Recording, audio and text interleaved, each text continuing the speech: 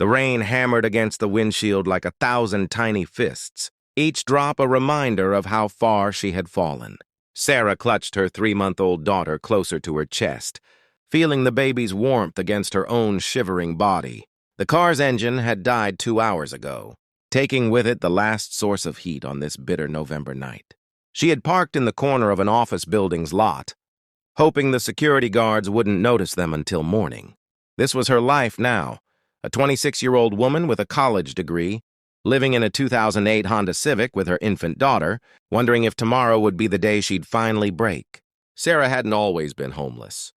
Just 8 months ago, she had been planning a nursery, picking out paint colors with her boyfriend of 3 years, dreaming about their future. Then came the pregnancy, complications that cost her the marketing job she'd worked so hard to get. Then came the revelation that her boyfriend had been secretly gambling away their savings. Then came his departure 2 weeks before their daughter Emma was born, leaving nothing but debt and broken promises. She had tried everything. Her parents had passed away in a car accident during her freshman year of college, and she had no siblings. The few friends she had couldn't take her in studio. Apartments and roommate situations didn't accommodate babies who cried. Through the night, the shelters were full, with waiting lists that stretched for months. She had applied for assistance, but the bureaucratic maze moved at a glacial pace while her bank account dwindled to nothing. Tonight was particularly desperate. She had spent her last $12 on diapers that afternoon, which meant no dinner for her and no gas for the car. Emma stirred in her arms, making the small whimpering sounds that preceded a full-blown cry.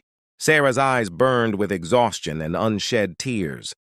She began to hum softly, the same lullaby her mother had sung to her, trying to soothe both Emma and herself. Through the rain-streaked window, she could see the glowing windows of the office building. People were working late, their silhouettes moving behind glass walls. They had no idea she was out here, invisible in her desperation. She wondered what it felt like to have a home to go to. A warm bed waiting, a refrigerator stocked with food. Those simple luxuries felt like distant memories from another lifetime. A sharp knock on the window shattered the quiet. Sarah's heart seized with panic. She had been caught. Security would call the police and they'd take Emma away from her. Child services would deem her an unfit mother. What kind of mother couldn't even provide shelter for her baby? Her hands trembled as she looked toward the window. But it wasn't a security guard standing in the rain. It was a man in an expensive suit, now soaked through, his face etched with concern. He was holding an umbrella that he'd apparently forgotten to put over his own head. He knocked again, gentler this time, and gestured for her to crack the window. Sarah hesitated, then rolled it down just an inch. Cold rain immediately spraying her face. "Please," the man said, his voice barely audible over the storm. "I'm not here to cause trouble. My name is Marcus Chen. I'm the CEO of the tech company in this building. I saw you from my office window. Are you okay?" The question was so absurd that Sarah almost laughed. Was she okay? She was living in her car with a baby, but something in his eyes, genuine worry, not judgment or pity, made her throat tight with emotion. "We're fine," she managed to say, the lie transparent even to her own ears. Marcus crouched down, rain running down his face. "Listen, I can see that you're not fine. And I understand if you don't trust me. You shouldn't trust a stranger. But please let me help. My office is warm. There's a couch, a private bathroom. At the very least, get out of this cold for tonight. Your baby needs warmth." Sarah wanted to refuse. She had learned to be wary of offers that seemed too good to be true, but Emma was so cold in her arms, and the desperation of the past weeks had worn down her defenses. Slowly she nodded. Marcus helped her gather the few belongings scattered in the car, a diaper bag, a small suitcase, a worn baby blanket. He held the umbrella over her, and Emma as they rushed through, the rain to the building entrance. The warm air inside hit Sarah like a wave, and she realized just how cold she'd been. Her entire body ached as it began to thaw. His office was on the top floor, a sprawling space with floor-to-ceiling windows overlooking the city. But Sarah barely noticed the view. She only saw the leather couch, the promise of safety, the small kitchenette in the corner. Marcus immediately turned on a space heater and positioned it near the couch. "There are blankets in that closet," he said. And I think we have some snacks in the break room. When's the last time you ate? The kindness in his voice broke something in Sarah. She sank onto the couch. Emma still clutched to her chest. And the tears she'd been holding back for weeks finally came. She cried for the dreams that had died, for the stability she'd lost, for the fear that had become her constant companion. Marcus sat quietly in a chair across from her, not interrupting, just present.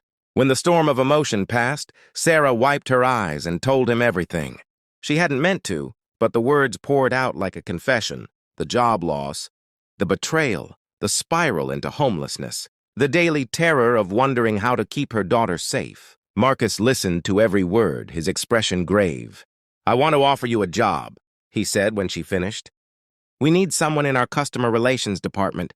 The pay includes full benefits and child care assistance. We even have an on-site daycare center for employees." Sarah stared at him, certain she'd misheard. "You don't even know me. You don't know if I can do the work. You have a marketing degree, right?" "You mentioned that. And more importantly, you've survived the impossible while keeping your daughter safe and loved. That tells me everything I need to know about your character, your determination, and your problem-solving skills." He leaned forward, his eyes earnest. "I'm not offering this out of pity, Sarah. I'm offering it because I believe you'd be an asset to our team. And because 5 years ago I was sleeping in my car too." The revelation stunned her. This man, in his tailored suit, running a successful tech company, had been where she was now. "My startup failed spectacularly," Marcus continued. "I lost everything. For 3 months, I lived in my beat-up Toyota, showering at the gym, trying to figure out how to restart my life. Someone gave me a chance when I needed it most, a woman who hired me, despite my circumstances, and saw my potential instead of my problems. She changed my life. I've been looking for ways to pay that forward ever since." He stood and extended his hand. "So what do you say? Will you give me the chance to help you write your comeback story?" Sarah looked down at Emma, who had finally fallen asleep, peaceful and warm. She thought about the car outside, the cold nights, the gnawing fear. She thought about possibility, about hope, about the unexpected angels who appear when you need them most. She took Marcus's hand, feeling the firmness of his grip, the certainty of his offer. "Yes," she whispered, "yes."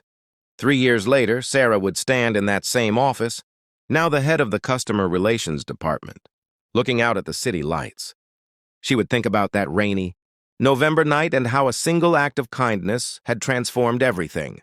She had created a program within the company to help other struggling parents, offering jobs and support to those who needed a second chance. Emma, now a bright-eyed 3-year-old, attended the company daycare and called Marcus Uncle Mark. The world could be cruel, Sarah had learned, but it could also be unbearably kind. Sometimes salvation comes not in grand gestures, but in simple moments, a knock on a window, a hand extended in the rain. One person seeing another's humanity and choosing to act. That night, Marcus hadn't just offered her a job. He'd reminded her that she mattered, that her story wasn't over, and that even in the darkest moments, hope could find a way to break through.